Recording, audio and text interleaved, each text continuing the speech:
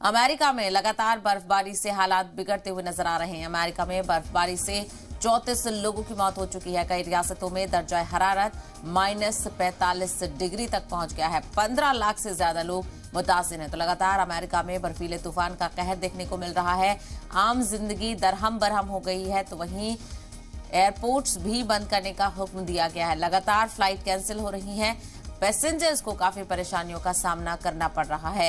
हालात बिगड़ते हुए नजर आ रहे हैं। तो वहीं शदीद ठंड और बर्फीले तूफान की वजह से 34 लोगों की अब तक मौत हो चुकी है। कई रियासतों में दर्जा हरारत इतना ज्यादा माइनस में पहुंच गया है कि आप अंदाजा भी नहीं लगा सकते। -45 डिग्री, बेहद ही ठंडा मौसम और बर्फीले तूफान का कहर देखने को मिल रहा है। 15 लाख से ज्यादा लोग मुतासिर हैं। बिजली की सप्लाई भी मुतासिर है।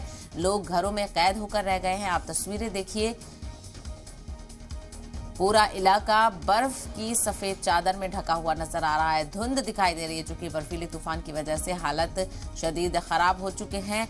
आम जिंदगी मुतासिर हो चुकी है। आमदरफ्त पर खासा असर पड़ रहा है। तो वहीं बेहद ही अफसोसनाक ये है कि इस ठंड और बर्फबारी की वजह से 34 लोगों की मौत हो चुकी है।